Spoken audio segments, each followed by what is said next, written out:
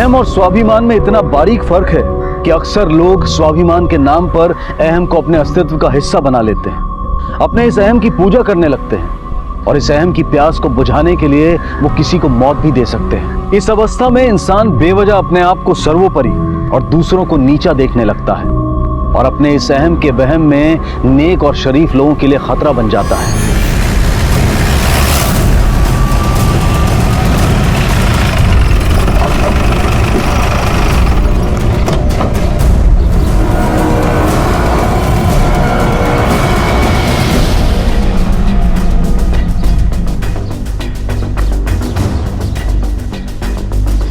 ये शायद सुसाइड नहीं मर्डर है, जिसको किसी ने खुदकुशी का रूप देने की कोशिश की है। ये देखो, गले पे एक नहीं 2 निशान है। देखते हैं पोस्टमार्टम रिपोर्ट में क्या आता है। सर, ये पर्स मिला।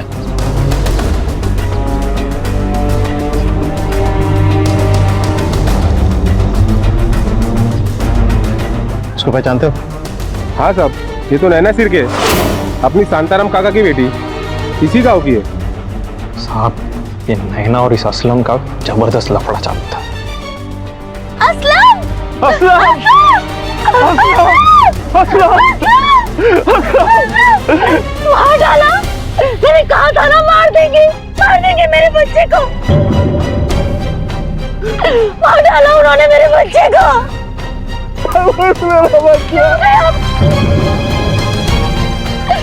मेरे बच्चे। इनको किसने बताया होगा? सर, इन्हीं में से किसी आदमी ने बताया होगा। गांव इतना छोटा है कि हर आदमी एक दूसरे को जानता है। और ये वो लोग कौन है? सर, ये उधर वाले लोग हैं।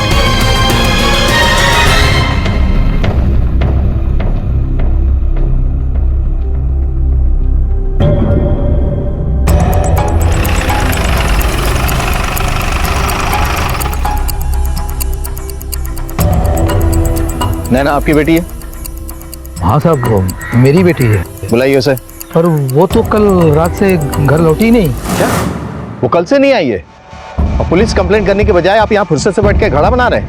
नहीं साहब, वो काम ही ऐसी जगह करती है। वो क्या कहते हैं, जहाँ कचरा साफ करना, स्कूल में पढ़ाना, दारू वगैरह बंद करना। एनजीओ? हाँ साहब, वही साहब उसी काम के लिए वो 2-2 दिन तक बाहर रहती है और यही सोच के हम लोग पुलिस चौकी नहीं आए साहब। नैना और असलम के अफेयर के बारे में पता है आपको? मतलब वो एक दूसरे से प्यार करते हैं? नहीं साहब, ऐसा कुछ नहीं है। नहीं साहब, हमारी बेटी ये सब में नहीं पड़ती। एक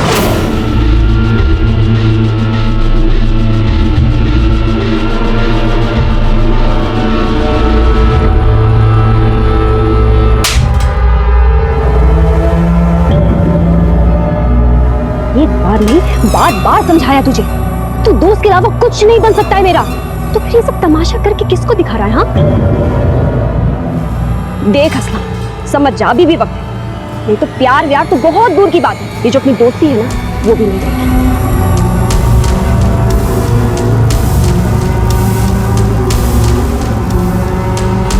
किसी ने आपको झूठ बोला होगा। और असलम की मौत की खबर है? हाँ साहब, वो बाजू वाले ने बताया हमको। उसकी मौत की खबर सुन के हमको बहुत बुरा लगा साहब। लेकिन साहब, ये सब में हमारी बेटी को मत फंसाइए साहब। ठीक है, लेकिन जैसे वो आती है हमें बताइए। कोई साहब। वारके, हमें पहले ये पता करना पड़ेगा कि असलम और नैना की लव स्टोरी है या असलम का एक तरफा प्यार है। और ये बात हमें नैना ही बता सकती। और ये भी पता करो कि वो कैंप गई थी या ये लोग झूठ बोल रहे हैं। एक पॉसिबिलिटी और है वारके, चूंकि असलम और नैना 2 समुदाय के थे, हो सकता है ये असलम की मौत इनकी लव स्टोरी का नहीं। सर, मैंने इन्फॉर्मेशन निकालने के लिए खबरी को काम पे लगा दिया है। असलम नैना से एक तरफा प्यार करता था, लेकिन असलम और नैना के बीच में प्यार का कोई भी रिश्ता नहीं था। उन दोनों के बीच में कोई लव स्टोरी नहीं चल रही थी। तो फिर इस प्यार की झूठी अफवाह और सांप्रदायिक भेदभाव का षड्यंत्र रचने वाला वो दिमाग किसका था, जिसने इस षड्यंत्र की आड़ में छिपकर असलम का कत्ल कर दिया? पर इस कत्ल की वजह क्या थी और क्या वो मुजरिम नैना या असलम का अपना कोई करीबी रिश्तेदार था या फिर कोई पराया? अरे साहिब, मैं कह रही हूँ ना, ये सब वो नैना के घर वालों का क्या धरा है। उसका बाप और उसका चाचा दोनों बच्चे की मोहब्बत के खिलाफ थे। ये उन्हीं की करतूत है। अल्लाह उन्हें कभी माफ नहीं करेगा। देखिए, आपको जो कुछ भी कहना है साफ साफ कहिए। हाँ तो साफ साफ ही कह रही हूँ, मैं किसी से डरती नहीं हूँ। वो रघु राउत का चाचा और वो उसका। अभी घड़े मुर्दे उखाड़ के क्या मिलने वाला है? मेरा बेटा असलम तो वापस आने वाला है नहीं। अभी आप मेहरबानी करके ये बता दीजिए कि उसकी बॉडी कब मिलेगी, ताकि हम उसके जनाजे की तैयारी कर ले साहब। जैसे फॉर्मेलिटीज पूरी हो जाएगी आपको बॉडी मिल जाएगी। सलाम।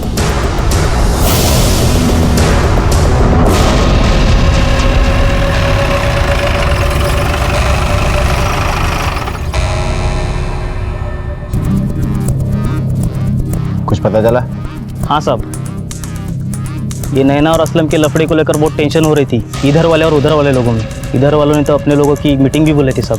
बस मैं सबकी तरफ से बोलता हूँ, ऐसा ढीला रवैया नहीं चलेगा। ऐसा रहा ना तो अपने बिरादरी की एक भी लड़की साफ नहीं बचेगी।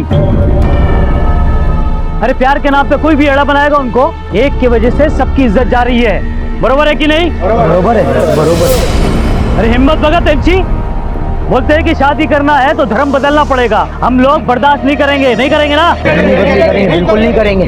देख शांताराम, तू अपनी लड़की को समझा, उसका ये प्यार का नाटक बिरादरी से बड़ा नहीं है, समझा कि नहीं? काका, तुम्हारी बेटी की वजह से इस गांव में एक दिन खून खराबा होगा। अभी भी समझ जाओ और उसको भी समझा दो।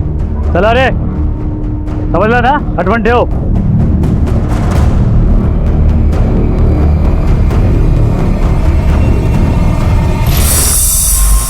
ठीक है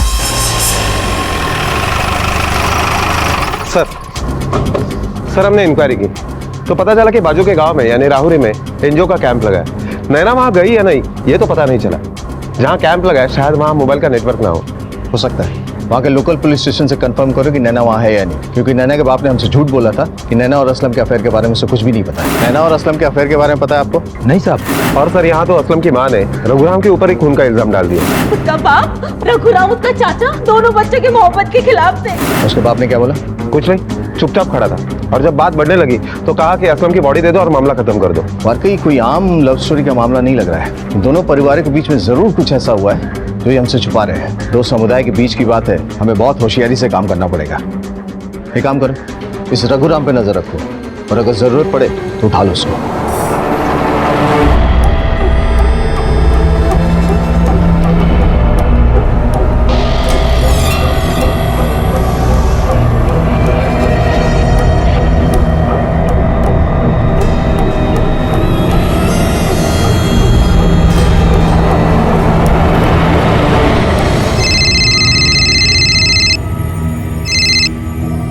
हाँ बोल। खबर पक्की है, ये नैना के काका ने असलम को एक बार नहीं बहुत बार धोया है।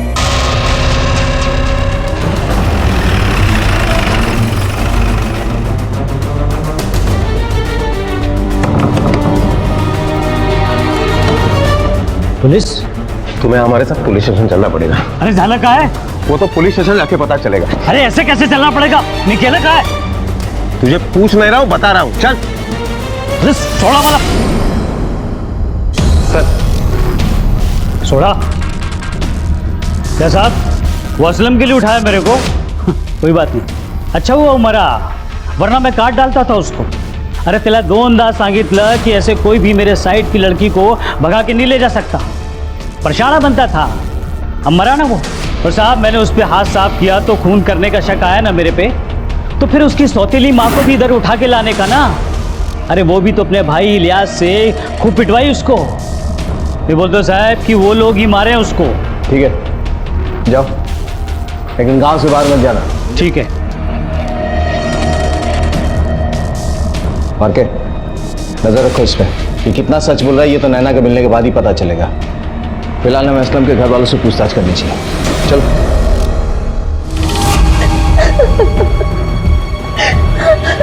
ये असलम आपका सौतेला बेटा था ना?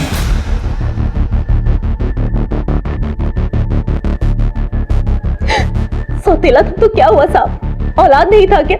यहाँ माँ की छाती दर्द से फटी जा रही है और आप है कि अपने भाई इलियास से उसको क्यों पिटवाया था? कौन कान भर रहा है आपका? कौन कह रहा है ये सब? उसे मेरे सामने लाइए। एक तो मेरे बेटे को मार दिया और मुझ पर इल्जाम लगा रहे। अल्लाह उन्हें कभी माफ नहीं करेगा। उशित के तो कीड़े पड़ के मरेगा, सड़ के मरेगा। साहब अब काहे को मेरे बच्चे की मिट्टी खराब करनी है? क्या मिलने वाला है इससे?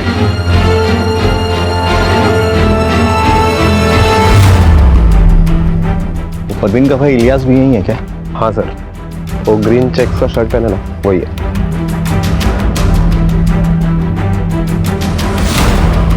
हाँ साहब, मैंने पीटा था उसको। नैना के चक्कर में? नहीं साहब, नैना के चक्कर में नहीं। तू अब ही निकल जा मेरी आपा के घर से, तेरी वहां कोई जरूरत नहीं है। क्या हो गया? हाँ? दुल्हन के बदले दूल्हा लाने की तैयारी में है? हाँ? दुल्हन के बदले दूल्हा? मतलब क्या है तेरा? अब अपने घर की इज्जत कैसे उछालूं साहब? और वो असलम, लड़कियों के बदले लड़कों के साथ हम बिस्तर होता था साहब।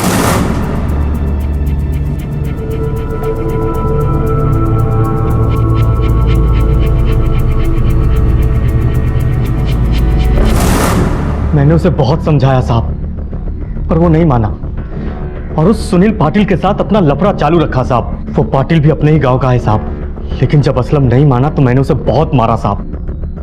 लेकिन फिर भी साहब, अपने ही घर के बच्चे को कोई जान से मारता है क्या साहब? मैंने और आपा, हम दोनों ने कुछ नहीं किया है साहब। चल मान लिया तूने नहीं किया, तेरी आपा ने नहीं किया, तो फिर किसने किया बता?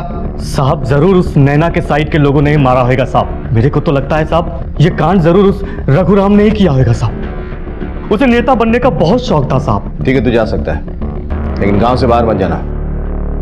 जी साहब। सर, राहुरी पोलीस स्टेशनवरनं खबर मिळाली की नैना एनजीओच्या कॅम्पला पोहोचलीच नाही और जो लड़कियां कैंप गई थी वो लौटकर घर वापस पहुंच चुकी है। मतलब हो सकता है इन्हीं इधर वाले या उधर वालों ने नैना को कहीं छुपा रखा। वो काम ही ऐसी जगह करती है, कचरा साफ करना, स्कूल में पढ़ाना। एनजीओ? हाँ हाँ साहब, वही साहब। उसका बाप, रघुराम, उसका चाचा, दोनों बच्चों की मोहब्बत के खिलाफ थे। और के नैना के मोबाइल की लास्ट लोकेशन और कॉल रिकॉर्ड्स मंगवा। Okay sir. और अगर इलियास की बयान में थोड़ी सी भी सच्चाई है, और वो असलम, लड़कियों के बदले लड़कों के साथ हम बिस्तर होता था साहब। मैंने अपनी आंखों से देखा था साहब।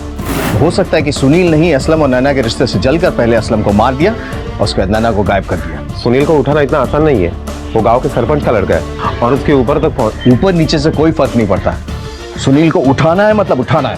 अरे छोड़ो मुझे, कहाँ लेके जा रहे हो? अरे छोड़ो मुझे, चल। जानते नहीं हो तुम लोग किस पे हाथ डाल रहे हो? हम सब जानते हैं, पर तुझे ये नहीं पता तू किसके हत्थे चढ़ा है। भलाई इसी में है कि सच सच बता, क्योंकि तेरे और असलम के रिश्ते के बारे में पता है। कोई कुछ भी बोलेगा तो आप किसी को भी उठाओगे क्या? मेरा उसके साथ कोई लेना देना नहीं था, वो सिर्फ मेरा दोस्त था और उसका तो नैना के साथ लफड़ा था और नैना के घर वालों को असलम पसंद नहीं था। ये बात तो पूरे गांव वाले जानते हैं। चलिए बता, जब असलम की मौत हुई तू कहाँ था? मैं पास वाले गांव में राहुल में था अपने दोस्त लोग के साथ। बिना हमारे परमिशन के आसपास कहीं मत जाना, समझा? जा। के पता करो ये सुनील सच बोल रहा है या झूठ, क्योंकि ये जानकारी हमें नैना को ढूंढने में काफी मददगार साबित हो सकती है। Yes sir. और सर मुझे लगता है हमें नैना के कॉलेज के दोस्तों से भी पूछताछ करनी चाहिए, शायद हमें उनसे कुछ इन्फॉर्मेशन मिले। करेक्ट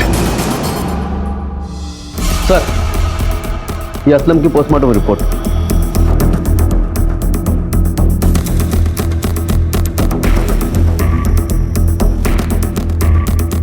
वाकई मेरा शक सही निकला, असलम ने सुसाइड नहीं किया बल्कि उसका मर्डर हुआ है। इसका मतलब हो सकता है नैना की जान भी खतरे में हो।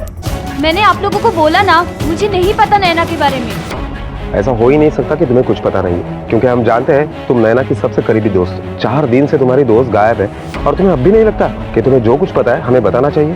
सर, वो 4 दिन पहले कॉलेज आई थी, पर उसके एनजीओ का एक छोटा सा कैंप था ना, इसलिए वो जल्दी चली गई। बस इतना ही?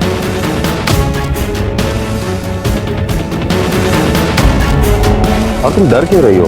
हम हैं तुम्हारे साथ, जो भी पता है बता दो।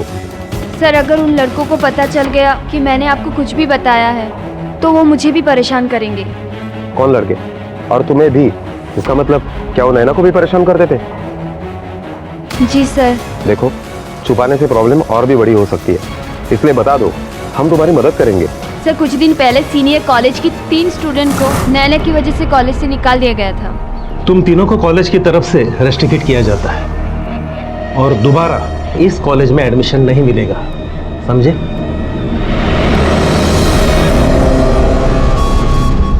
ए थांब, नालायक, माझ्या मुलाला कॉलेजमधून काढलं। अब पड़ गई ठंडक तेरे कलेजे को। मुझे कोसने से कुछ नहीं होगा। पहले अपने बेटे को समझाइए, जो क्लास में खुद तो दारू पी के आता ही है, बाकी के स्टूडेंट्स को भी दारू बेचता है। तो तुझे क्यों आग लगी इस बात से? ये कॉलेज है, दारू का अड्डा नहीं। इसे पहले भी 2 बार मैंने समझाया था, लेकिन ये माना नहीं, इसलिए मुझे इसके खिलाफ कंप्लेंट करनी पड़ी। अगर अब भी नहीं सुधरा ना, तो मैं फिर से कंप्लेंट करूंगी। कंप्लेन तो तब करेगी ना जब तू जिंदा बचेगी। अब देख तेरे साथ क्या क्या होता है। चल आई। सर, नैना किसी से नहीं डरती। उसने लोगों की भलाई के लिए बहुत काम किया है। समाज सुधार की तो जिद सवार है उसके सर पे। आप चाहो तो गांव वालों से पूछ सकते हैं। सर, अब मैं जा सकती हूँ। उन लोगों को पता चलेगा ना तो मुझे वो परेशान करेंगे। ठीक है, लेकिन जाने से पहले पाटिल मैडम को उन लड़कों के नाम और एड्रेस दे देना। अगर वो लड़के तुम्हें फिर से परेशान करते हैं तो तुरंत पुलिस स्टेशन में आके कंप्लेंट करना। नैना के बारे में कुछ भी पता चले तो फौरन हमें आके बताना। पाटिल मैडम, नावाड़ी नंबर के।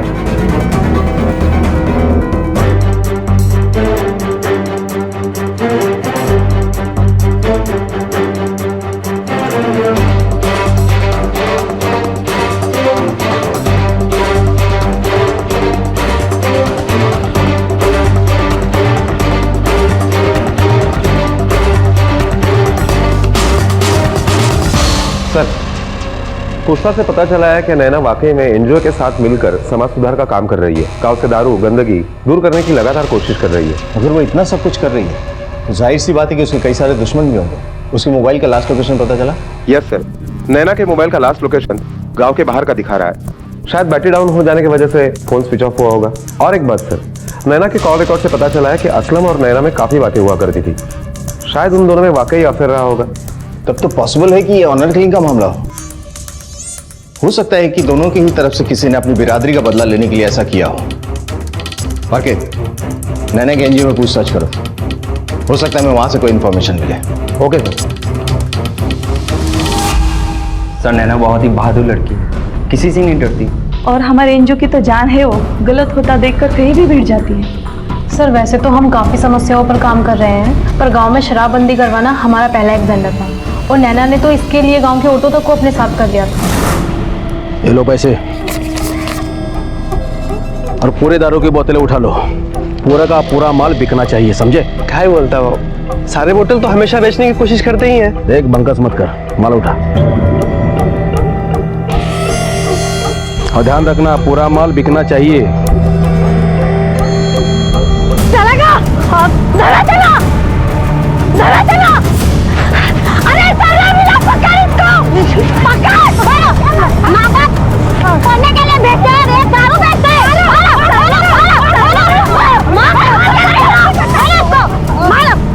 सारी फसाद की जड़ तोड़े कर लो। अगर तू नहीं होता ना तो ये गांव बर्बाद नहीं होता। तूने यहाँ दारू की भट्टी शुरू कर दिया ना, आज तो तुझे बर्बाद करके छोड़ेंगे हम। देखो, तुम लोग अच्छा नहीं कर रहे हो, इसका अंजाम बहुत बुरा होगा। उससे ज्यादा बुरा क्या करेंगे? तेरे को बता दो तो बुरा क्या होता है ना? सारी दारू की भट्टियों को फोड़ दो। तू हमारा बुरा करेगा? आज देख तेरा बुरा हाल हम क्या करते हैं। हाथ इसका मुंह पे। नहीं नहीं नहीं नहीं नहीं नहीं, अरे मुंह काला कर इसका। चलेगा ना इसको? गाँव का सर्वनाश किया ना तूने? अब बता दो तुझे। चलो चलो, लेके चलो स्टेशन।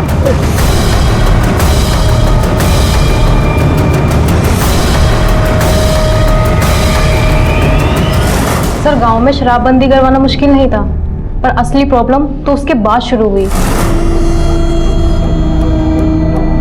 तेरे को क्या लगा गांव की औरतों को इकट्ठा करेगी, मेरे खिलाफ भड़काएगी और मुझे कुछ पता नहीं चलेगा? देख, मुझे कुछ फर्क नहीं पड़ता। तूने मेरा धंधा इस गांव में बंद किया है, लेकिन दूसरे गांव में मेरा धंधा जमेगा और अच्छी तरह जमेगा, और तू कुछ नहीं कर पाएगी। वो तेरा आशिक है ना असलम, वो मेरे धंधे पे रोज आता है। 2000 उधारी हो गई है उसकी उधारी तू देती है? अरे पैसे की बात नहीं कर रहा हूं मैं, कुछ और ही दे दे। हाथ दूर रखकर बात करना, वरना तोड़ दूंगी। मैं डरने वाली नहीं हूँ, समझा? मेरा गांव तेरे और तेरी दारू से खाली हो गया, मेरे लिए इतना ही काफी है। और अगर जरूरत पड़ी ना तो पुलिस में जाऊंगी और तुझे जेल भी भिजवाऊंगी, समझा? चलो।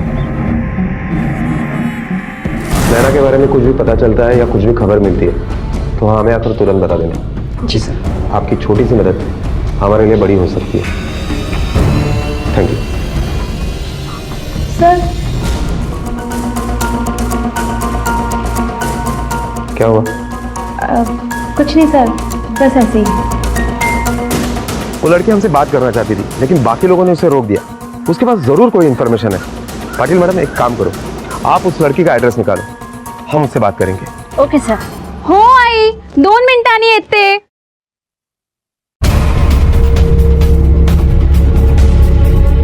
बताओ। क्या बताऊं सर? वही बात जो तुम ऑफिस में बताने की कोशिश कर रही थी। सर 14 नवंबर को हम पुलिस स्टेशन आने वाले थे क्योंकि हमें पता लगा था कि गांव में दारू की भट्टी फिर से शुरू होने वाली है। देखो पूनम, मुझे ऐसा क्यों लग रहा है कि तुम हमसे कुछ छुपा रही हो, कुछ अधूरा बता रही हो। देखो किसी भी अधूरी बात से हम सही नतीजे पर नहीं पहुंच पाएंगे और जिसका नुकसान नैना को ही होगा। क्या तुम नहीं चाहती हो कि तुम्हारी दोस्त घर पर वापस आए? सर नैना और असलम के बीच कुछ तो प्रॉब्लम थी। नैना, नैना, नैना, मुझे तुझसे कुछ जरूरी बात करनी है। मुझे तुझसे कोई बात नहीं करनी है। तुझे क्या लगता है तू मुंह घुमा लेगी तो बात खत्म हो जाएगी? पूनम तू जरा उधर जा, मैं इससे बात करके आती हूँ। क्या असलम, क्या है? हाँ तुझे पहले भी बोला था और आज फिर बोल रही हूँ, हमारे रिश्ते का कुछ नहीं हो सकता। ना तेरे घर में ना मेरे घर में, हमारे रिश्ते को कोई नहीं मानेगा। तो क्यों ये सब नाटक कर रहा है? देख असलम, भूल जा। देख नैना, मेरे घर वालों को छोड़ दे, उनको मैं संभाल लूंगा, तू बस अपनी बात कर। तू क्यों उसमें जिद पे अड़ा हुआ है? मैं बोल रही हूँ ना, हमारा कोई फ्यूचर नहीं है साथ में। कब से प्यार से समझा रहा हूँ, मेरी बात समझ में नहीं आती तुझे? ये झांसी की रानी ना गांव वालों के सामने बनना, मेरे सामने बनने की जरूरत नहीं है। सर उसके बाद तो ये रोज का हो गया था।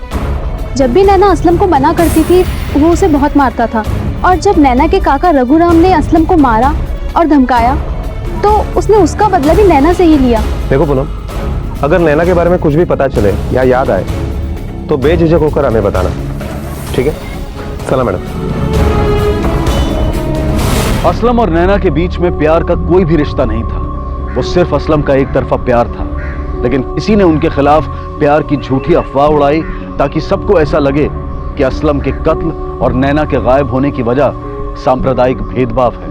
क्योंकि इस बात को लेकर गांव में तनाव तो था, क्या असलम के कातिल का नैना के गायब होने के पीछे भी कोई हाथ था, या फिर नैना के गायब होने के पीछे कोई दूसरा ही अपराधी था और कोई दूसरा ही मकसद था। पर इन गुमनाम सवालों के शोर में जो एक बात साफ नजर आ रही थी वो ये कि वो मुजरिम नैना और असलम का कोई करीबी रिश्तेदार ही था। सर 12 नवंबर को मैं तहसील गया था, वहाँ जो हर हफ्ते बाजार लगता है ना साहब, उधर ऑर्डर देने के लिए हमेशा जाता हूँ साहब, और लौटने में रात हो जाती है साहब। तुमने नैना और असलम के बारे में झूठ क्यों बोला? साहब मेरे को उसका और असलम का रिश्ता नहीं चलता था, और मैं कुछ बोल भी नहीं सकता ना साहब, क्योंकि वही घर बार संभालती है साहब। मैंने किसी को नहीं मारा साहब। साहब मैं गरीब आदमी, 2 रोटी कमाने में सारा वक्त चला जाता है साहब। ठीक है जाओ। ओ साहब, सर अगर इसे 2 डंडे पड़ते थे ना सब कुछ सच उगल देता था। जाने तो दोबारा बुलाना क्या मुश्किल काम है, लेकिन ये सब तब बुलाएंगे जब हमारे पास इसके खिलाफ पुख्ता सबूत हो।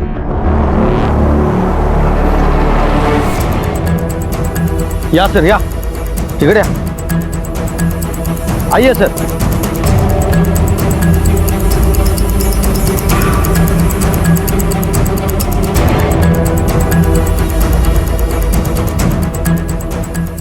यहाँ तो ऐसा कुछ भी नहीं दिख रहा है जिसे लगे कि भट्टी खुलने वाली है।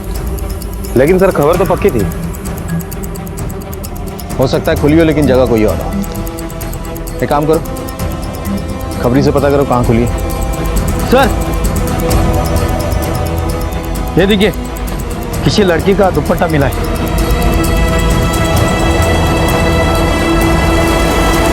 पहचानती हो इसे? हाँ साहब, ये तो मेरे नैना का है। आपको कहाँ मिला? फर्क है, ये कल्लू जहां कहीं भी छुपा है ना, खोद के निकाल उसको। Okay sir. साहब नैना। नमस्ते साहब। नमस्ते, बोलो।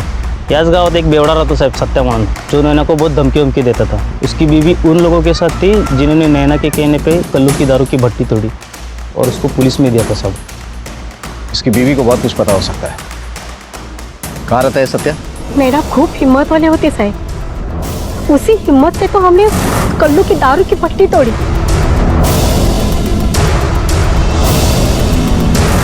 उसके बाद सत्या उस नैना को बहुत परेशान करता था, क्योंकि उसको दारू नहीं मिल रही थी ना, उसको आते जाते परेशान करता था, उसको धमकियां देता था।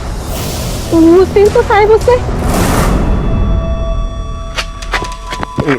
झांसी की रानी कुठे चालली? किधर जा रही है तू? ये दारू कहाँ से मिली तुझे? हाँ, गांव में दारू तो आएगी। मैं क्या बोलता हूँ तेरे को, तू काय के लिए दारूबंदी के पीछे पड़े लिए? जीने देना हमें। तू भी दारू दूर रह के बात कर। पी ले। बोल रही हूं ना तुझे, दूर होके बात कर। अच्छा, तुझे क्या लगता है तू बात करने की चीज है? मैं तुझे अभी बताता हूँ कि तू क्या करने की चीज है, समझी? छोड़, अरे छोड़ रे। सत्या! चल चल।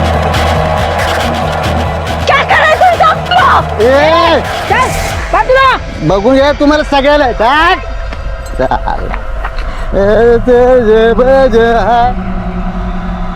अगर भट्टी बंद थी तो सत्या को दारू कहाँ से मिल रही थी? अब क्या बोलूं साहब, वो कल्लू ने बाजू के गांव में दारू की भट्टी डाली ना, वहां से लेके आता था ये दारू। अब तो इस गांव में भी वो कल्लू की दारू बेचने का काम करता है।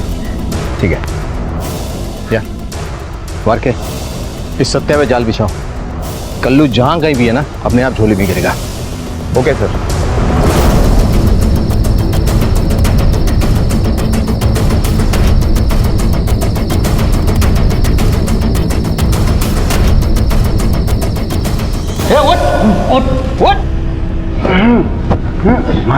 होश आ गया तुझे? चल बता नैना कहाँ? मेरे को नहीं पता सब नैना कहाँ पे है। ये बोले बोल। आई शप्पा सब मेरे को नहीं पता नैना किधर है। मेरे कुछ नहीं किया सब। चल नैना को छोड़, ये बता कल्लू कहाँ है? तो कल्लू तो आपको बाजू के गांव में मिलेगा, उसकी दारू की भट्टी है वहां पे, वहीं पे मिलेगा आपको। हेलो, क्या?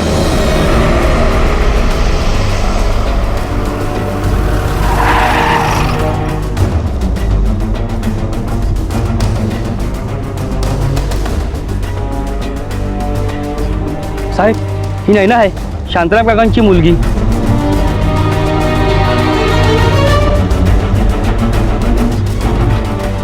बॉडी के ऊपरी हिस्से में चोट के निशान है और बॉडी भी फूल चुकी है। ये चोट के निशान और कपड़ों की हालत देख के लग रहा है कि इसने रजिस्ट किया अपने आप को मरने से पहले। हो सकता है, ये भी हो सकता है कि इसका रेप हुआ हो। देखते हैं रिपोर्ट में क्या आता है। मार के ये कल्लू जहां कहीं भी है ना, आज के आज उठाओ उसको। Okay sir.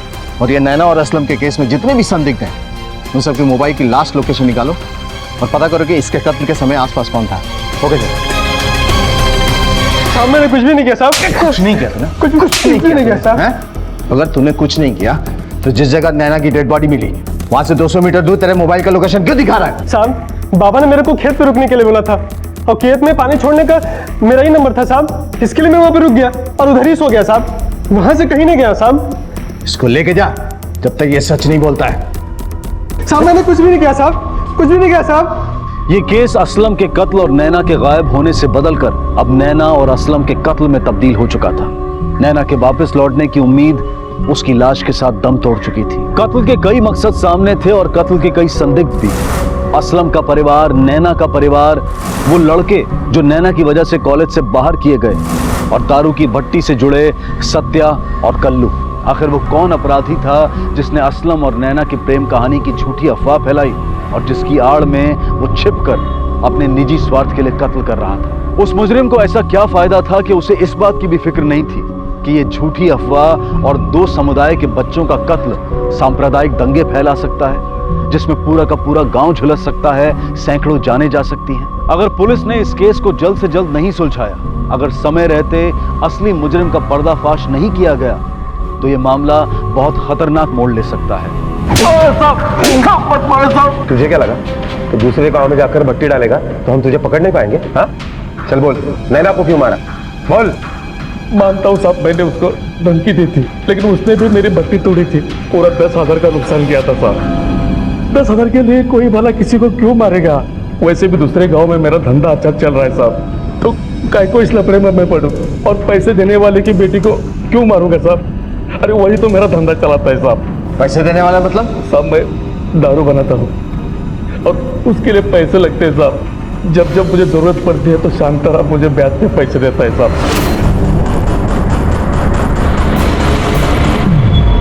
वो मटका बनाने वाला शांताराम तेरे को ब्याज पे पैसे देता है? हाँ साहब। इसको तब तक तोड़ो जब तक ये सच ना बोले। साहब मेरा विश्वास करो, मैं सच बोल रहा हूँ साहब। साहब ये केस तो अजीब सा फंसता चला जा रहा है।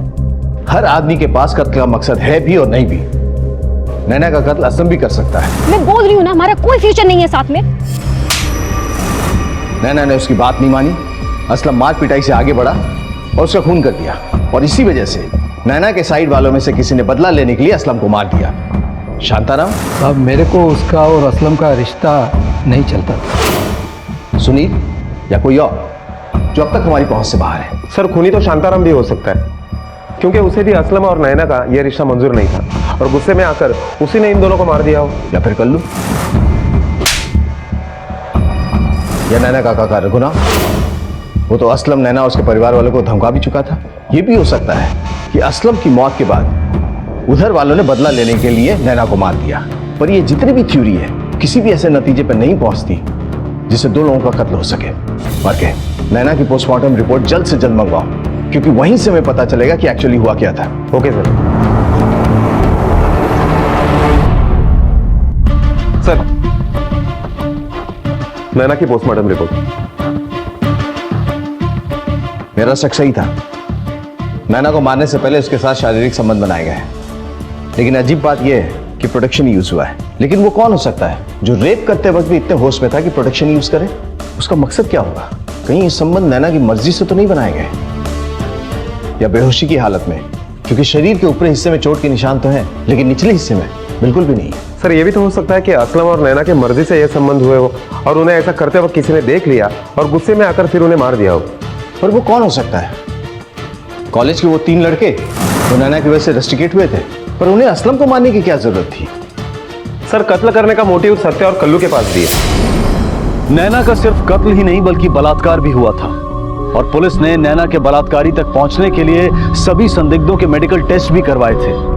असलम भी बलात्कार का संदिग्ध था। कोर्ट की अनुमति और धार्मिक भावनाओं को ध्यान में रखते हुए असलम की बॉडी को भी कब्र से निकाला गया और टेस्ट किया गया, लेकिन पुलिस को यहां भी कोई सफलता नहीं मिल पाई। पुलिस फिर से एक बार बंद रास्ते पर जा पहुंची जहां से कोई रास्ता नजर नहीं आ रहा था, और तभी पुलिस को एक ऐसा क्लू मिला जिसने इस केस की सूरत ही बदल दी। अरे क्या अजीब आदमी है तुम? तुम्हें अगर दोबारा जमीन नापनी नहीं थी तो इतनी माथापच्ची क्यों की तुमने? तुम्हारी वजह से सारा काम अब मुझे दोबारा करना पड़ेगा। और पटवारी साहब मैं तो बोल रहा हूँ ना, मेरे को और जमीन नहीं चाहिए, जितना है बहुत है। मेरे को दोबारा लफड़े में नहीं पड़ने का साहब। लफड़े में नहीं पड़ने का था तो फिर आरटीआई क्यों फाइल किया? टाइम पास करने के लिए? साहब वो मैं नहीं, मेरी बेटी ने फाइल किया था। वही नहीं रही तो जाने दो ना साहब। ठीक है, तो मेरे को क्या? साहब नमस्कार। चलो तुमसे कुछ बात करनी है। तेरी बेटी गांव में दारूबंदी करवाना चाहती थी और तू पैसे देके दारू बनवा रहा था। ऊपर से वो असलम से प्यार करती थी और इसी वजह से तेरी गांव में बदनामी हो रही थी, और इसीलिए तूने नैना को मारा ना? नहीं साहब मैंने नहीं मारा। मैं अपनी बेटी को क्यों मारूंगा साहब? ये सच कह रहे साहब, ये क्यों मारेंगे? ये तो उनसे बहुत प्यार करते हैं साहब। और पटवारी क्यों आया था तेरे घर पे? रघुराम में और तुझमें जमीन का क्या लफड़ा है? बताता हूँ। 11 तारीख को पटवारी के तरफ से एक चिट्ठी आई थी जिसमें था कि सरकार की तरफ से जो जमीन मिला था उसमें रघु भाऊ ने ज्यादा हिस्सा ले लिया था, और नैना ने क्या आरटीआई डाला था, जिसकी वजह से हमारे सामने पूरी जमीन फिर से नाप ली थी और हमें पूरा हिस्सा मिलना था। पर साहब उसी रात को रघु भाऊ घर आया और बहुत झगड़ा किया साहब। क्या रे शांताराम, तेरी बेटी अगर तुझसे नहीं संभलती तो बोल, मैं देखता हूँ उसको। ये क्या नाटक डाल रखा है आरटीआई में मेरे खिलाफ, वो जाएगी मेरे खिलाफ, रघुराम के खिलाफ। ओ नैना मैडम, तू छीनेगी मुझसे जमीन, वो सारी जमीन मेरी है, लेके दिखा, मैं भी देखता हूँ कैसे लेती है तू। आपकी नहीं, अपनी जमीन हम वापस लेंगे, जो कि धोखे से आपने अपने कब्जे में कर ली है और जो हमारा हक है। मेरे को ज्यादा भाषणबाजी नहीं देने का, किसी और को देने का। और ये तेरा बाप 2 कौड़ी का, इसको हक दिलाएगी और तू दिलाएगी। तेरे बारे में सब मालूम है मेरे को, असलम के साथ में क्या क्या गुलछर्रे उड़ाती है सब मालूम है। बस बहुत हो गई तमीज से बात, काका समझ के सुन रही हूँ तो मतलब कुछ भी बोलेंगे। चलो चलो निकलो यहाँ से, अब सीधा तहसीलदार के ऑफिस में मिलेंगे। हाँ, या दोबारा मत आना। चलो। है ना, तुझे बनाता हूँ मैं कलेक्टर, दिखाता हूँ मैं कौन, बताता हूँ मैं सबको। सर, शांताराम सच बोल रहा है। नैना को आरटीआई ऑफिस से जो जवाब आया था, ये उसकी कॉपी है। इसका मतलब हम सही जा रहे हैं। इस रघुराम को उठा लो, देखते हैं कौन सा तिस्मार खां बन रही है। Okay sir.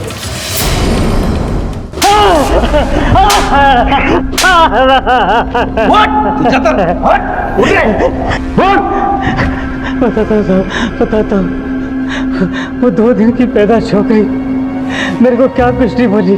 अरे बड़े आदमी की इज्जत करना भूल गई।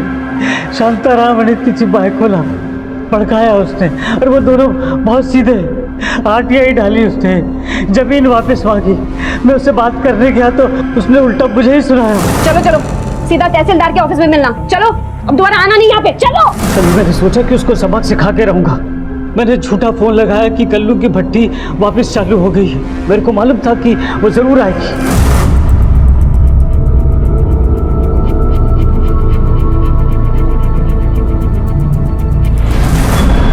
वो मर गई, मतलब उसकी लाश के साथ तूने बलात्कार किया, वो भी प्रोडक्शन के साथ। क्यों? वो इसलिए साहब कि जब मालूम पड़े तो सबका शक असलम पे जाए। जाली नंबर से असलम को फोन किया। मैंने उसको बोला कि तुम दोनों को भगाने में मैं मदद करूंगा, और इसलिए रात को असलम मेरी बताई जगह पे आ जाए, और असलम मान भी गया।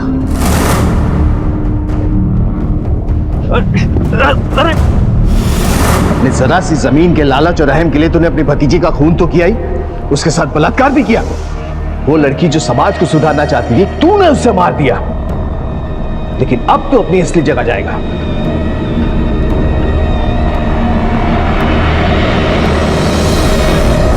कर भला तो हो भला जैसी कहावतें हमारे समाज में आज झूठी साबित हो रही हैं। क्यों हमारे समाज में रघुराम जैसे जीव बसते हैं, जिसने अपनी छोटी सी जमीन के लिए गुस्से में अपनी भतीजी नैना को मारा और उसका बलात्कार भी किया। वो नैना जो सभ्य समाज का सपना देखती थी, समाज की गंदगी साफ करते करते गुजर गई। रघुराम को नैना और असलम के कत्ल और नैना के बलात्कार के लिए गिरफ्तार किया गया।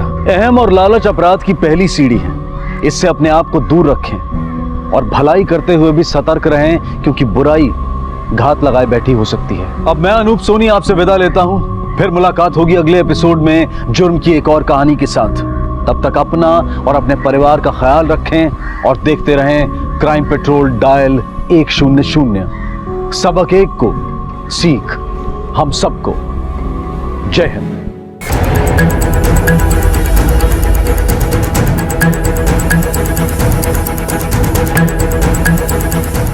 समझ नहीं आ रहा होगा आप लोगों को कि मैं क्या करने वाली हूँ, पर जो भी करूँगी अभी थोड़ी देर में आप सबके सामने आ जाएगा। लेकिन जो सामने नहीं आएगा वो है मेरा दर्द, तकलीफ, जिसे मैं झेल रही हूँ न जाने कब से।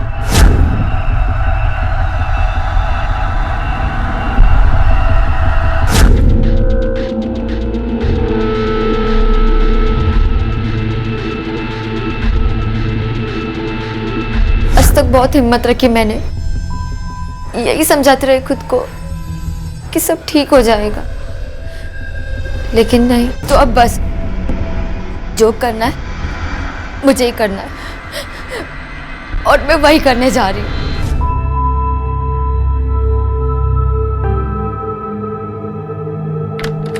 डैडी आएंगे तो आप उनको बोल देना।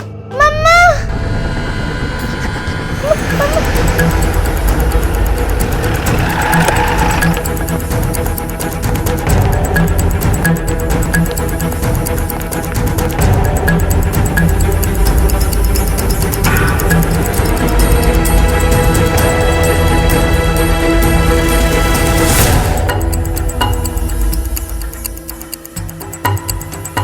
ये लड़की कौन है? भारती कुक थी हमारी। कितने सालों से यहाँ काम करती है? पिछले 1 साल से। कितने बजे आती है ड्यूटी पे? 9 साढ़े 9 बजे के आसपास। ये देखिए बेडरूम में।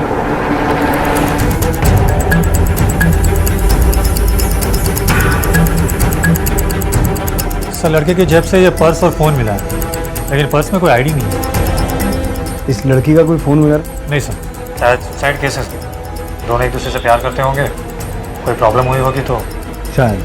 बॉडीज को पोस्टमार्टम के लिए भिजवाओ। Yes sir. हमारी व्यस्त और भागदौड़ भरी जिंदगी में अपने घर की चाबियां हमारे घर पर काम करने वाले लोगों और पड़ोसियों के पास छोड़ना हमारी मजबूरी भरी जरूरत बन चुकी है। हम अपने घर से दूर होते हैं और हमारे पास ये जानने का कोई जरिया नहीं होता है कि हमारे घर पर क्या हो रहा है, क्या घट रहा है। एक फ्लैट के मालिक को अपने घर का दरवाजा खोलने पर 2 लाशें पंखे से लटकती हुई मिली, जिनमें से एक लाश थी उसी घर में कुक का काम करने वाली 19 वर्षीय भारती की, और दूसरी थी एक 17 वर्षीय युवक की, जिसके बारे में कोई नहीं जानता था कि वो कौन है। साहब, मेरी ड्यूटी 11 से 11 होती है। जिस समय भारती आई होगी उस समय दूसरा वॉचमैन था, रवि। कहाँ रहता है रवि? साहब पास की बस्ती में रहता है, बुलवा देता हूँ। इस बिल्डिंग में सीसीटीवी कैमरास है ना, उसका फुटेज दिखाओ। साहब 15-20 दिन से कैमरास खराब हैं, कंप्लेंट की हम लोगों ने। I am a marketing professional, ज़्यादातर बिजनेस के टूर से बाहर ही रहता हूँ। वो लड़की हमारे यहाँ काम करती थी, लेकिन कभी कोई खास बातचीत नहीं हुई मेरी उससे, और उस लड़के को तो मैंने आज तक देखा तक नहीं। साहब ये लड़का भारती को छोड़ने अक्सर साइकिल पे आता था, और उसने आज भी छोड़ा था साहब, लेकिन कौन था हमने पूछा ही नहीं साहब, मुझे पता नहीं साहब। लेकिन वो तो यहाँ पर काम नहीं करता था ना, फिर अंदर कैसे जाने दिया तुमने उसे? हमने रोका था साहब। ए भाई, किधर? वो भारतीय 802 में काम कर रही, तो साबुन मंगाया कपड़े धोने का। ठीक है, साइकिल उधर लगा। उसके बाद काम में याद नहीं रहा, इसलिए देख नहीं सका कि निकले कि नहीं। जहाँ तक मुझे पता है वो कभी किसी को यहाँ नहीं लाई। मोबाइल फोन था उसके पास? जी हाँ, मेरे जाने के बाद ही वो आया करती थी। उसके बाद वो मुझे मिस कॉल किया करती थी, फिर मैं उसे रिटर्न कॉल करके बताती थी कि खाने में क्या बनाना है। फिर तो उसका फोन यहीं कहीं होना चाहिए था, लेकिन मिला नहीं। पता नहीं सर। कुछ दिन पहले वो मुझसे पैसा मांग रही थी उधार, मेरे पास पैसे थे नहीं, तो वो बोली मुझसे कि मेरा मोबाइल ले लो। मेरे पास सच में पैसे नहीं, तो मैंने मना कर दिया। हो सकता है वो किसी और को बेच दी होगी। इस लड़की को काम पे कैसे रखा था आपने? किसी एजेंसी के थ्रू या? जी नहीं सर, हमारे यहाँ एक और मेड है, सुप्रिया, डस्टिंग और क्लीनिंग के लिए, वही लेकर आई थी इसे। और ये सुप्रिया यहाँ कब से काम कर रही है? करीब 7 सालों से। 2 हफ्ते पहले उसकी माँ मर गई थी, 2 हफ्ते से छुट्टी पे थी साहब, और कुछ दिन पहले से वो आना शुरू की थी। साहब उसका किसी से कोई चक्कर था ऐसा कभी सुना नहीं। हाँ अगर बाहर हो तो पता नहीं। साहब यही वो साइकिल है जिसपे वो लड़का आया था। ये भारती रहती कहाँ है? नाला सुपारा में कहीं, एग्जैक्टली नहीं पता कि कहाँ रहती थी। जिस लड़की का आपके पास एड्रेस भी नहीं है, उसके हवाले आप अपना घर छोड़ जाती थी? सर ये आईडी ली थी हमने उसकी, इस पर उसका एड्रेस है। इस पर तो भाईंदर का एड्रेस है। भाईंदर? इस लड़के को फोन को आईटी में भिजवाओ और कहो अच्छे से चेक करें, और मालविका ने भारती का जो नंबर दिया है उसे ट्रैकिंग में डलवाओ। Yes sir.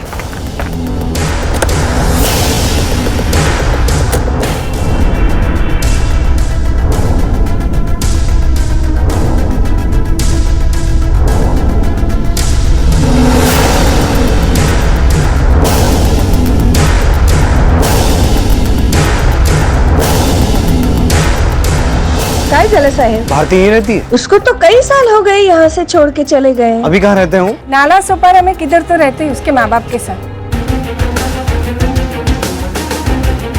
इस लड़के को पहचानती हैं आप? ये तो भारती का भाई कुणाल है।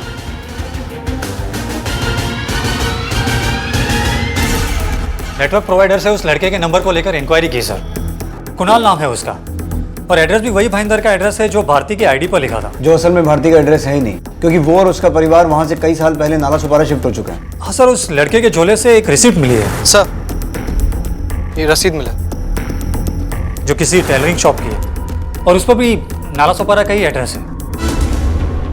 भारती के पहचान पत्र पर उसके उस घर का पता था जिसे वो सालों पहले छोड़ चुकी थी। काम पर रखते वक्त मालविका ने उससे वो पहचान पत्र तो लिया था, लेकिन उस पर दर्ज वो जानकारी सही है या गलत, ये पता लगाना जरूरी नहीं समझा। अब पुलिस की मुश्किल ये थी कि वो उसकी मौत की सूचना उसके परिवार तक पहुंचाए तो कैसे, इस मामले की तहकीकात को आगे बढ़ाए तो किस तरह। जी साहब, मैं इन दोनों भाई बहनों को जानता हूँ। यहीं पास के चौल में रहते थे अपने बाप विशाल दा के साथ।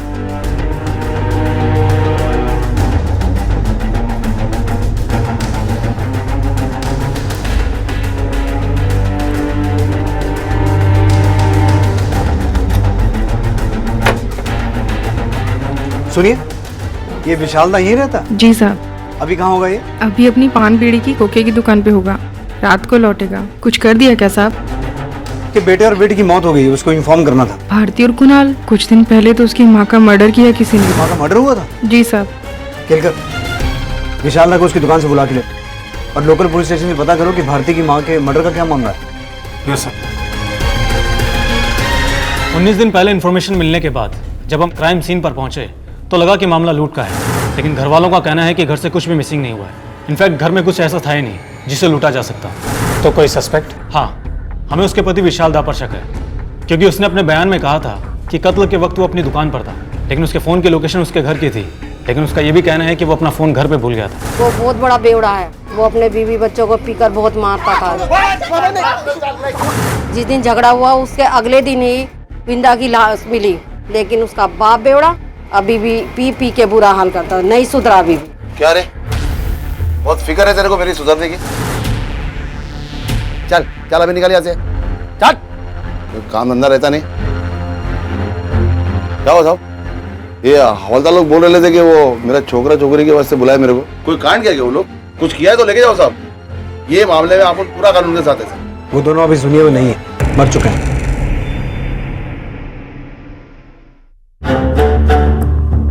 सर, कुणाल और भारती की पोस्टमार्टम रिपोर्ट्स आ गई और इसके अलावा सर डॉक्टर्स का कहना है कि दोनों ने मरने से पहले काफी स्लीपिंग पिल्स ली थी। Sleeping pills?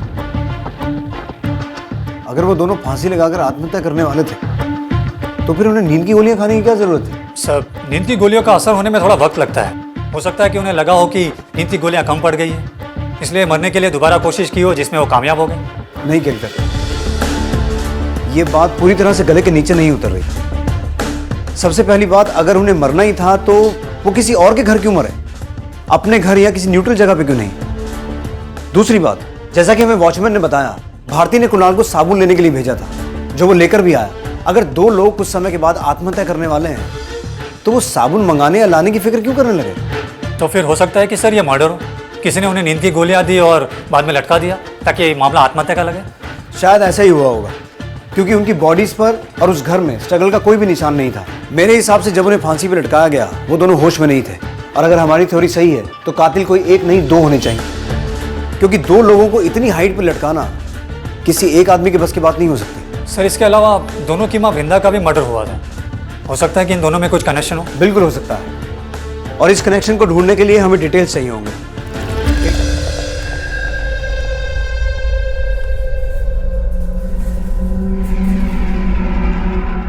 किस बात की पार्टी हो रही है? बीवी के मरने की या बच्चों की मौत की?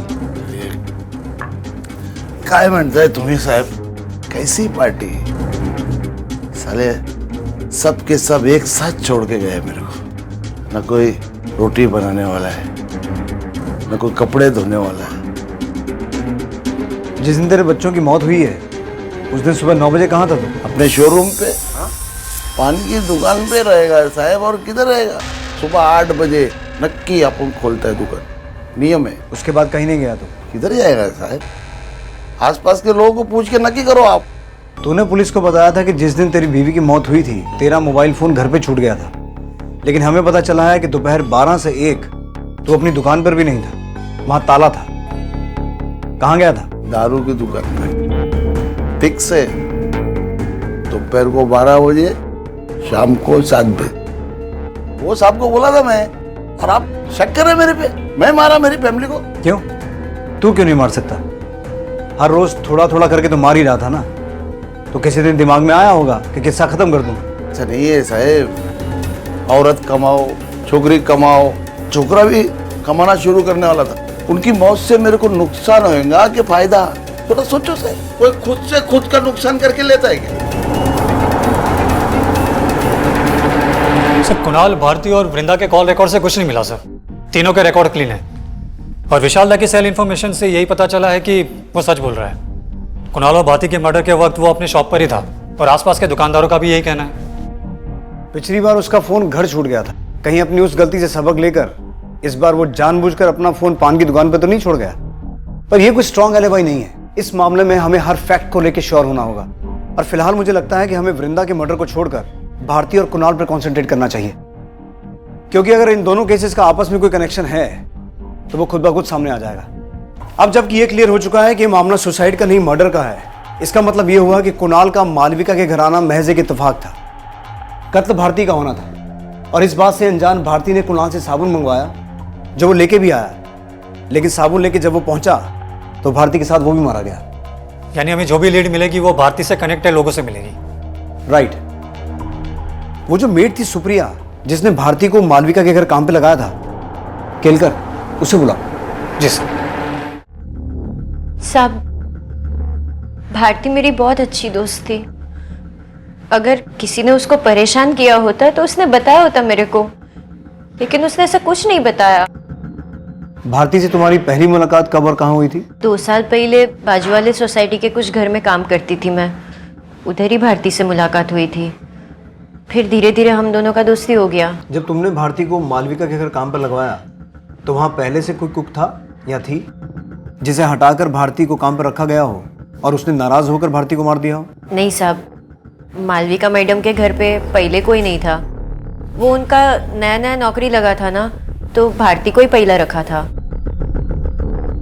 सुप्रिया, हमें पता चला है कि भारती को तुमसे ज्यादा पगार मिलती थी, तो बुरा तो लगता होगा तुम्हें, क्योंकि काम पर तुमने लगवाया और कमा वो तुमसे ज्यादा रही थी।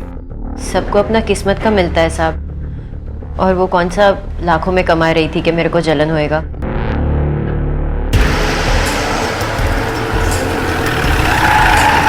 क्या भारती का कभी किसी से कोई झगड़ा हुआ हो, किसी और काम वाली से या फिर बिल्डिंग में किसी और से? नहीं साहब, कभी किसी से कोई झगड़ा नहीं हुआ उसका।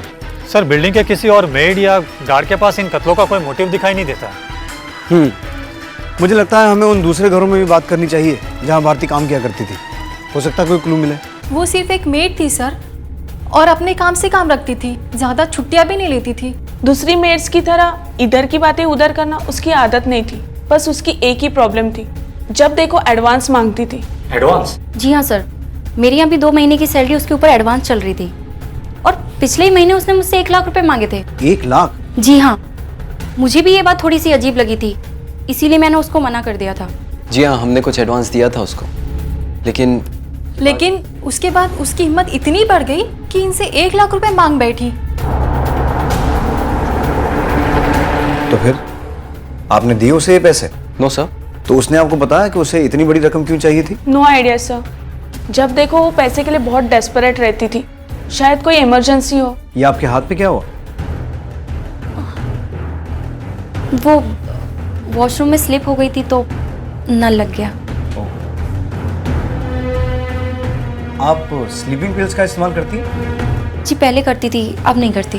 मतलब अभी आपके घर में स्लीपिंग पिल्स नहीं? जी है ना। मैं देख सकता हूँ? बिल्कुल, अभी ले।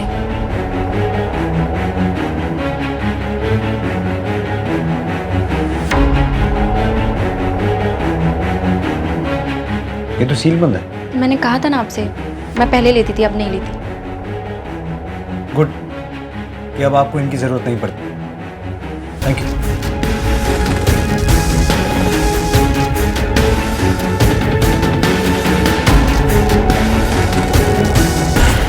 सर, हो सकता है कि कातिल अपने साथ वो स्लीपिंग पिल्स पहले से ही लाए हो कहीं और से।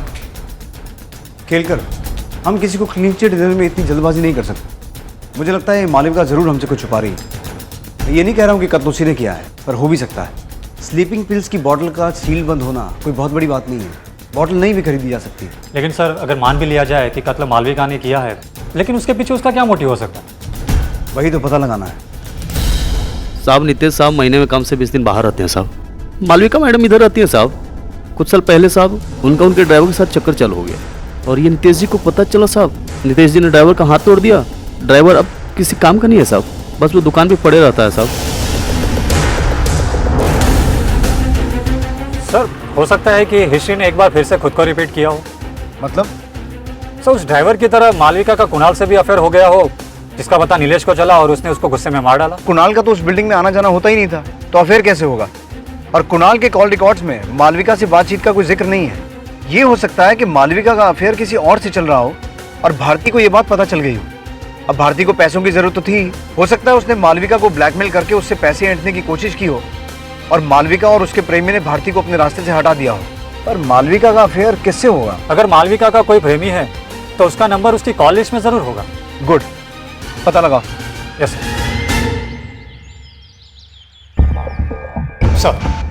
मालविका की कॉल हिस्ट्री सर, इसमें एक नंबर है ये वाला, इस पर काफ़ी बातें होती है। और सर हैरान की बात यह है कि जब जब नितेश घर पे होता है तब इस कॉल की फ्रीक्वेंसी कम हो जाती है और उसके जाते ही सडनली बढ़ जाती है। काफ़ी लेट नाइट कॉल्स भी है सर, कुछ कॉल तो 2-2 घंटे की है। पता चला किसका नंबर है? हाँ सर, मालविका के पड़ोसी हेमंत तोशनीवाल का है सर। तो फिर देर किस बात की है? बुलाओ मैडम को और साथ में नितेश और हेमंत को भी। आप इतना बेहुदा और घटिया इल्जाम कैसे लगा सकते हैं मुझ पर? हेमंत जी हमारे पड़ोसी हैं और वो भी मैरिड हैं और मैं भी। तो आपके कॉल डिटेल्स में जो लेट नाइट 2-2 घंटे की कॉल्स दिखाई दे रही हैं, उस दौरान शायद आप एक दूसरे को सिलाई बुनाई या कुकिंग के टिप्स देते होंगे। कौन सी कॉल सर? आप क्या कह रहे हैं? क्यों हमारी एनर्जी वेस्ट करवाना चाहते हो? जो सच है वो मान क्यों नहीं लेते? नितेश बिल्कुल भी अच्छे पति नहीं है। सर आप मुझसे इस चोट के बारे में पूछ रहे थे ना, ये चोट मुझे नितेश ने दी है, इसीलिए प्यार की तलाश में मैं मानती हूँ सर कि मेरे और हेमंत के बीच में अफेयर है, लेकिन हमने किसी का मर्डर नहीं किया सर। आप यकीन कीजिए मेरे। गुस्सा आ रहा है तो दिखा, ऐसे उदास होकर दिल टूटने का नाटक मत कर। जो आदमी अपनी बीवी को बेरहमी से मार सकता है, मार मार के अपने ड्राइवर का हाथ तोड़ सकता है, वो खून भी कर सकता है। चल बोल, भारती और कुणाल को क्यों मारा? सर मेरे पास कोई वजह भी तो होनी चाहिए ना खून करने के लिए, जबकि मैं तो उस दिन शहर में भी नहीं था जब भी मर्डर हुए। आप चाहे तो एयरपोर्ट की सीसीटीवी फुटेज भी देख सकते हैं। 9 o'clock तो मेरी फ्लाइट लैंड हुई थी, उसके बाद लगभग आधा घंटा मुझे टर्मिनल से बाहर निकलते हुए लग गया, फिर मैं सीधा ऑफिस चला गया। उसके बाद जब मालविका का फोन मेरे पास आया तब मुझे उसने बताया कि क्या हुआ, उसके बाद मैं घर पहुंचा। नीलेश का रवैया अपनी पत्नी मालविका के प्रति सही नहीं था। वो उस पर हाथ उठाता था, उसे मारता था, लेकिन मालविका ने उसका विरोध करने की बजाय उसके इस बर्ताव को सहते हुए अपनी खुशियों को कहीं और ढूंढने का फैसला लिया, जो कि गलत था। तो अब सवाल यह था कि क्या कुणाल और भारती ने खुद कोई गलती की थी या वो मासूम थे और उन दोनों को इन लोगों की गलतियों का खामियाजा भुगतना पड़ा था।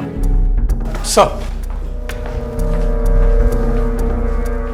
मालविका, निशांत और हेमंत के फोन की लोकेशन चेक की, लेकिन इनमें से कोई भी कत्ल के वक्त मौका वारदात में मौजूद नहीं था। और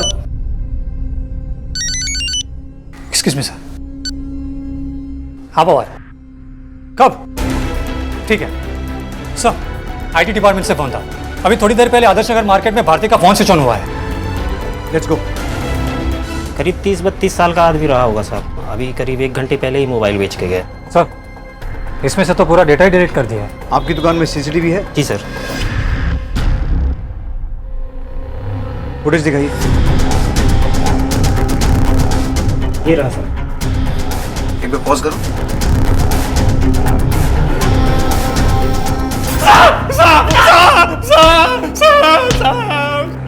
मैं सच्ची बोलता हूँ साहब, मैंने उन दोनों को नहीं मारा, सच्ची में साहब। तो भारती का फोन तेरे पास कैसे आया? वो मैंने चोरी किया था साहब। मैं भी सच्ची बोलता हूँ साहब, मैंने उन दोनों को नहीं मारा साहब। ये जो कह रहा है वो सच हो भी सकता है और नहीं भी, पर झूठ बोलने के चांसेस ज्यादा बनते हैं। क्यों सर? केलकर, उस फोन की कीमत कितनी होगी?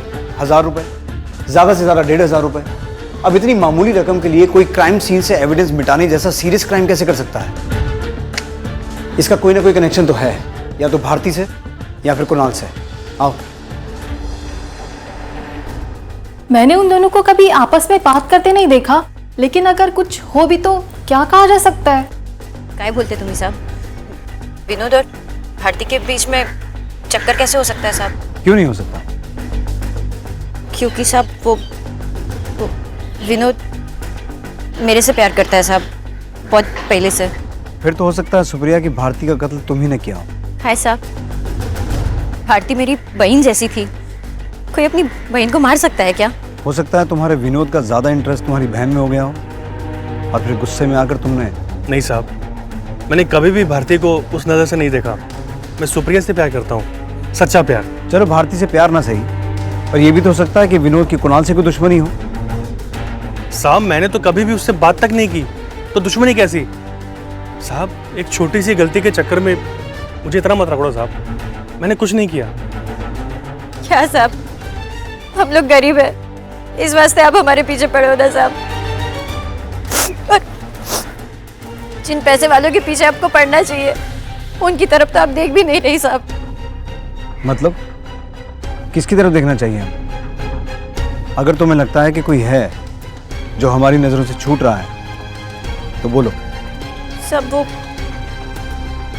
ऋषि साहब, मैं उनके घर पर काम करती हूँ साहब, उन्हीं के पैसे से मेरा चूल्हा जलता है, इससे जास्ती मैं कुछ नहीं बोल सकती साहब। सर मैंने भारती के कॉल रिकॉर्ड्स फिर से चेक किए, उसकी बातचीत ऋषि की पत्नी प्रीथा से उतनी नहीं होती थी जितनी की ऋषि से होती थी। तो इतनी बड़ी बात पहले हमारी नजर में क्यों नहीं आई? सर प्रीथा और ऋषि के दोनों के ही नंबर प्रीथा के नाम पर ही रजिस्टर है, इसलिए हमें लगा कि उसकी बातचीत प्रीथा से होती होगी, लेकिन अब पता चला कि उसमें से एक नंबर तो ऋषि के पास रहता है। Late night calls? No sir. Kelkar, तुम्हें याद है जब हमने ऋषि से भारती को एडवांस देने की बात पूछी थी तो उसने हमें ये नहीं बताया था कि भारती ने उससे भी 1 लाख रुपए मांगे थे, बल्कि उसकी वाइफ ने हमें ये बात बताई थी। उसकी हिम्मत इतनी बढ़ गई कि इनसे 1 लाख रुपए मांग बैठी। और ये बात ऋषि को पसंद नहीं आई। राइट, तो कहीं ऐसा तो नहीं कि ऋषि ने ही भारती को 1 लाख रुपए दिए हों और ये बात वो हमसे छुपा रहा हो भी सकता है सर। अगर ऐसा है केलकर, तो इसके पीछे कोई ठोस और बड़ी वजह होनी चाहिए, वरना कोई अपनी मेड को इतनी बड़ी रकम क्यों देगा?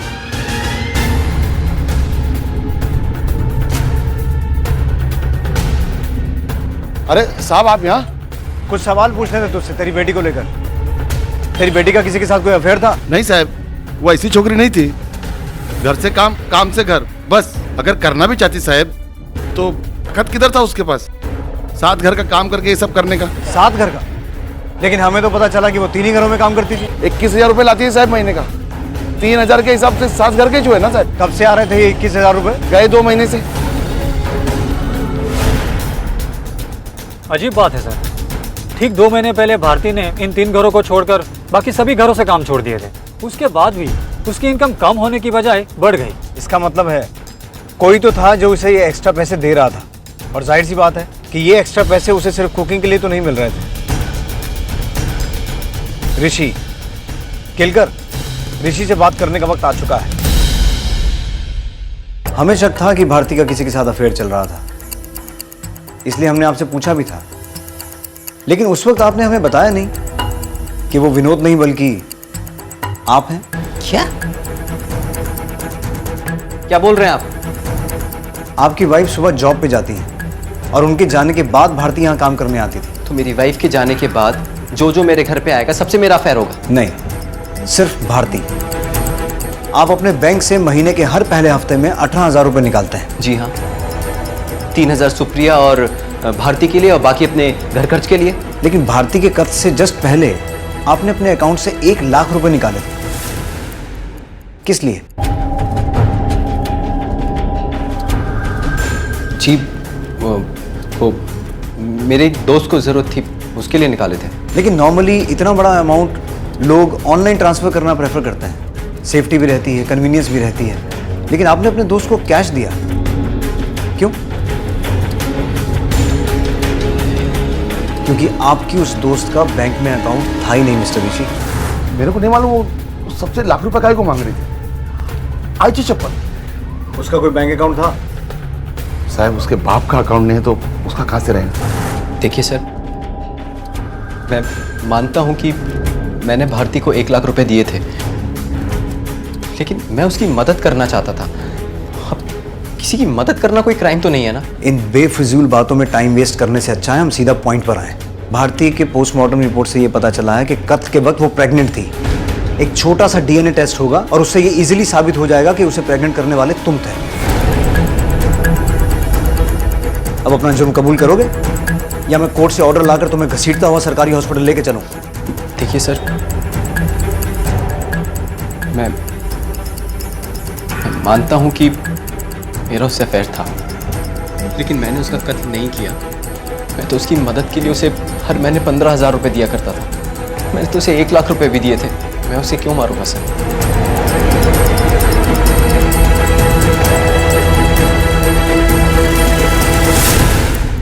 भारती के प्रेग्नेंट होने वाला ब्लफ तो काम कर गया, पर भारती की मौत के वक्त ऋषि वाकई में ऑफिस में ही था। उसके कॉल रिकॉर्ड्स में भी ऐसा कोई नंबर सामने नहीं आया जिससे ये लगे कि उसने भारती को मारने के लिए किसी को हायर किया था। बहुत उम्मीद थी मुझे इस थ्योरी से, लेकिन कुछ हाथ नहीं लगा। एक छोटा सा क्लू मिला है सर। क्या? वृंदा की कॉल लिस्ट में एक नंबर था जिस पर उसने 1 या 2 बार बात की थी, इसलिए हमने भी कुछ खास ध्यान नहीं दिया था। लेकिन जब उस नंबर पर फ़ोन किया तो पता चला कि वो नंबर किसी महेश राव का है, जो कि एक प्रॉपर्टी डीलर है। सर, जिन लोगों का गुजारा इतना मुश्किल से होता है, उनका प्रॉपर्टी डीलर से बात करना कुछ अजीब नहीं लगता? महेश राव कुछ हजार रुपए कमाकर अपना परिवार चलाने वाली भारती को 1 लाख रुपए जैसी बड़ी रकम की जरूरत पड़ना, और ऋषि जिसके साथ उसका रिश्ता सिर्फ मालिक और नौकर का था, उसका भारती को 1 लाख रुपए देकर उसकी जरूरत को पूरा करना, ये दोनों बातें अजीब थी। इसलिए अब ये बहुत जरूरी था कि पुलिस भारती की उस जरूरत का पता लगाए, और वो उम्मीद कर रही थी कि इस प्रॉपर्टी डीलर महेश राव से उन्हें इस मामले में कोई ना कोई मदद जरूर मिलेगी। वृंदा और उसकी बेटी भारती यहाँ मीरा रोड में किराए की खोली लेना चाहते थे। भारती का भाई कुणाल वो भी कभी कभी उनके साथ में आया करता था। फिर अचानक उसका फ़ोन आया और उसने मुझे बोला कि उसे अब किराए पे खोली नहीं चाहिए, उसे खोली खरीदी करनी है। अचानक ऐसा क्या हुआ कि किराए पे खोली ढूंढते ढूंढते उसे खरीदने की बात करने लगी? पता नहीं साहब, पर उसने मुझे इस बारे में बात चलाने के लिए बोला और 1 हफ्ते में ही उसे खोली खरीदी करनी। और फिर कुछ दिन बाद वापस उसका कॉल आया। वो मुझसे बोली कि अब उसे खोली खरीदी करनी नहीं है, उसे किराए पर ही खोली दिला दो, और उसके लिए उसने मुझे डिपॉजिट के लिए 1 लाख रुपए भी ला कर दिए।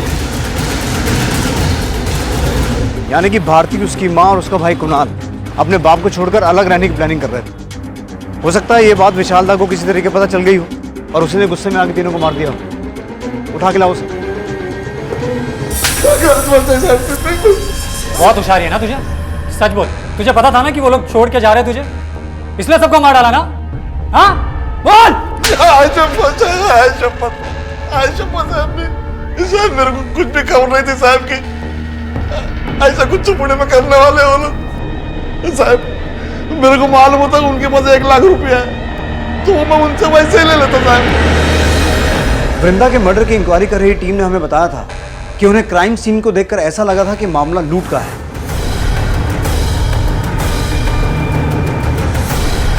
इसका मतलब जिसने भी वृंदा को मारा वो गया तो लूट के इरादे से था, लेकिन उसे वहां कुछ मिला नहीं क्योंकि भारती पहले ही सारा पैसा महेश को दे चुकी थी खोली के लिए। अब अगर ये विशाल दा नहीं है तो कौन है? और ऋषि ने सबसे छुपाकर ये पैसा भारती को दिया था, तो फिर किसको और कैसे पता चला कि भारती के पास पैसा है और उसने अपने घर के अंदर छुपा के रखा है?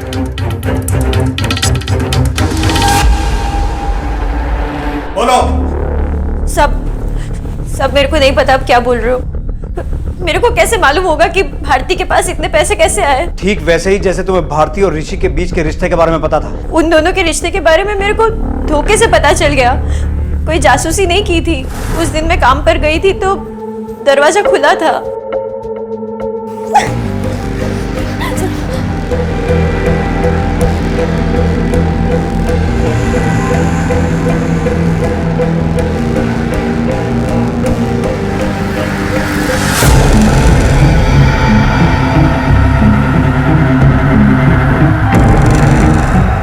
आप जल्दी आ गए? तो मेरे को शक हुआ साहब, जो मैंने आपको बता दिया, लेकिन ऋषि साहब ने भारती को कितने पैसे दिए, कब दिए, ये सब मेरे को कुछ नहीं मालूम साहब। ठीक है, जा सकती हूँ। साहब, काश्मीरा पुलिस स्टेशन से इंफॉर्मेशन आई है। कुछ महीने पहले भारती का भाई कुणाल अपने कुछ दोस्तों के साथ ड्रग्स कंज्यूम करते हुए पकड़ा गया था। सभी माइनर थे, इसलिए वार्निंग देके छोड़ दिया गया था। लेके आओ उन्हें। हाँ सर, कुणाल मेरा ही दोस्त है सर। हम दोनों साथ में ड्रग्स लिया करते थे, लेकिन उसकी बहन के रेप वाले मैटर से मेरा कोई कनेक्शन नहीं है सर। रेप? भारती का रेप हुआ था? एक दिन कुणाल अपनी बहन का फोन लेकर के मेरे पास में आया था साहब, तभी उसने मुझे एक वीडियो दिखाया साहब। पिछले 6 महीने से मैं ऋषि दोषी के वहाँ खाना बनाने का काम कर रही हूँ, और तब से वो मेरी इज्जत लूट रहा है। पहले जब उसने मेरे साथ ये सब किया तो मैं पुलिस के पास जाना चाहती थी, सबको बताना चाहती थी, लेकिन उसने मुझे धमकी दी कि कि अगर तू पुलिस के पास गई तो बेटा मुझे ही जेल में डाल देंगे, ये बोल के कि मैं धंधा करती हूँ। अब बस जो करना है मुझे ही करना, और मैं वही करने जा रही हूँ। ये वीडियो कुणाल के फोन में था? नहीं साहब, ये उसकी बहन के मोबाइल में था। वो अपना मोबाइल घर पर ही छोड़ गई थी, वो हाई हो गया था तो साहब मैंने ये उसके मोबाइल में से वीडियो अपने मोबाइल में ट्रांसफर कर लिया बस साहब। पर एक सवाल और पैदा होता है केलकर, अगर भारती ने ये video as a suicide note बनाया था तो उसने सुसाइड किया क्यों नहीं? इसका मतलब है वीडियो को बनाने का मकसद सुसाइड नहीं, ऋषि को ब्लैकमेल करना था। विनोद के साथ ऋषि को भी उठाओ और इस वीडियो को आईटी में भेजो, उन्हें कहो पता करें ये वीडियो शूट कब हुआ था। यस मैंने कुछ नहीं किया साहब, मैंने कुछ नहीं किया साहब, साहब मैंने कुछ नहीं किया साहब, मैंने कोई वीडियो डिलीट नहीं किया साहब। बहुत हुए तेरे घड़ियाली आंसू। मैं जानता हूँ तेरा भारती के साथ कोई अफेयर नहीं था, बल्कि तूने उसका रेप किया था। और 1 लाख रुपये जो तूने उसको उसकी मदद के लिए दिए थे ना, वो तेरी मर्जी से नहीं थे, बल्कि उसने तुझे ब्लैकमेल किया था। अपना जुर्म कबूल कर ले, वरना तेरा जुर्म साबित करने के लिए अदालत में वो वीडियो है हमारे पास। नहीं बोलेगा? हाँ नहीं बोले?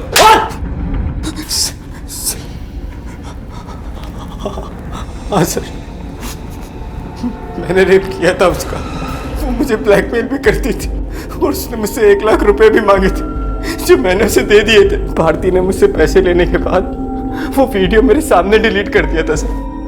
जब वो मुझे ब्लैकमेल करने ही नहीं वाली थी तो मुझे उसे मारकर क्या मिलता है सर? सर, ऋषि ने अपना जुर्म कबूल कर लिया है। उसी ने भारती का रेप किया था और भारती ने उसे वीडियो दिखाकर 1 लाख रुपया लिए थे। लेकिन विनोद तो अभी भी कह रहा है कि उसे वीडियो के बारे में कुछ भी नहीं पता। शायद वो सच बोल रहा है सर, क्योंकि ऋषि का कहना है कि जिस वक्त उसने भारती को 1 लाख रुपये दिए थे, उसी वक्त भारती ने उसके सामने ही अपने फोन से वो वीडियो डिलीट कर दिया था। अगर ऐसा है तो फिर ऋषि के पास कोई मोटिव बचता नहीं भारती को मारने का। सर, ये आईटी रिपोर्ट। केलकर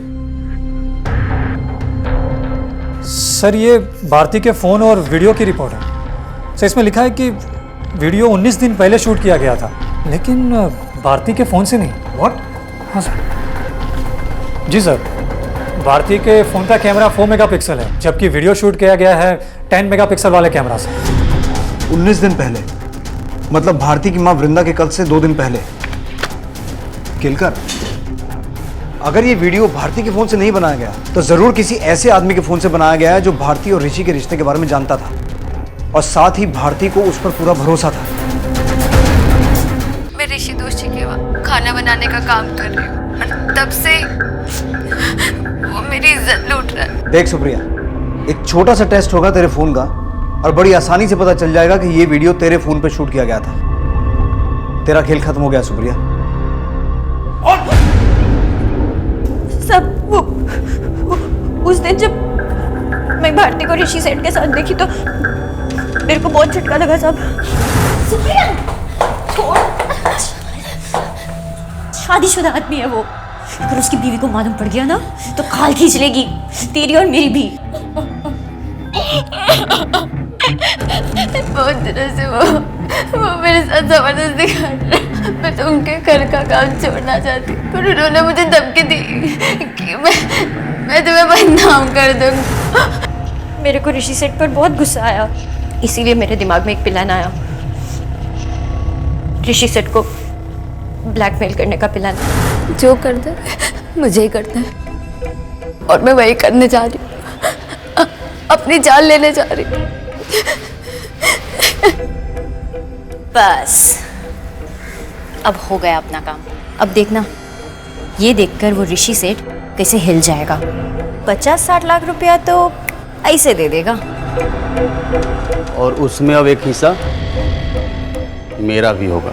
रवि को प्लान मालूम पड़ चुका था, इसीलिए हमने उसको भी साथ में ले लिया।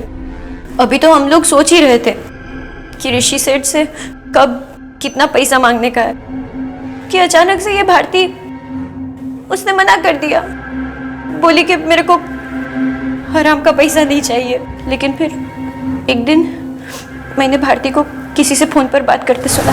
हाँ, पैसे घर पे रेडी है, आप आज मेरे को खुद ही दिखाओ, अगर मुझे पसंद आ गया तो कल आपको पूरे पैसे दे दूंगी।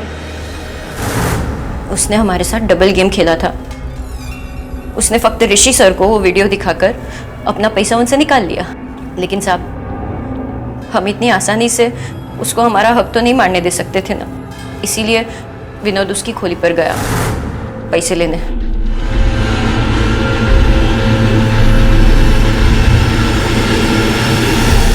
उस दिन जब मैं मालविका मैडम के घर गई तो झाड़ू कटका करने के बाद मैं उधर ही रुक गई। फिर जब वो भारती उधर आई तो मैंने जिद करके उसको चाय पिला दी, जिसमें मैंने नींद की गोली मिला दी थी। लेकिन तभी गेट पर से रवि का फोन आया। उसने कहा कि भारती का भाई कुणाल ऊपर आ रहा था। अरे कुणाल, ये दीदी, आपने साबुन मंगाया था। बैठ, तू अभी आया ना, तू भी चाय पी के जा। नहीं मैं चलता, मुझे अरे बैठ ना। तो मैंने वही चाय कुणाल को पिला दी, नींद की गोलियां डालकर।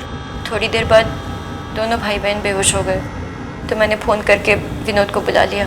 अब क्योंकि रवि भी तुम्हारे इस प्लान में शामिल था तो उसने नीचे गेट पे ड्यूटी संभाल ली, हाँ, ताकि किसी को किसी तरह का शक ना हो। सब माफ कर दो, मेरे से बहुत बड़ी गलती हो गई साहब। गलती का एहसास होना बहुत बड़ी बात होती है सुप्रिया, लेकिन तूने जो जुर्म किया है उसके लिए जितनी भी सजा मिले वो कम है।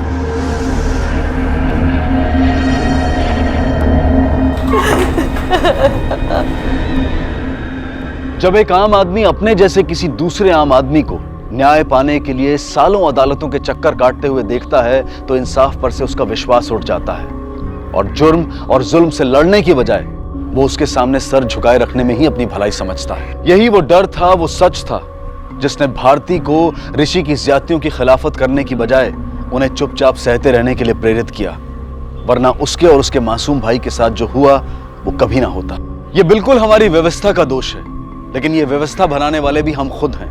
पर अब वक्त आ गया है इस व्यवस्था को बदलने का, ताकि जुल्म करने वालों के दिलों में खौफ पैदा हो और उनके द्वारा सताए गए लोगों के दिलों में विश्वास। इसी विचार के साथ अब मैं अनूप सोनी आपसे विदा लेता हूं।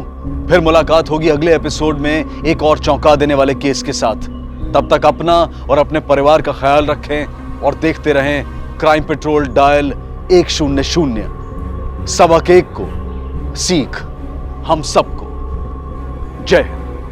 इस तरह के और भी एपिसोड देखने के लिए हमारे चैनल को सब्सक्राइब करें और बेल आइकन दबाना ना भूलें।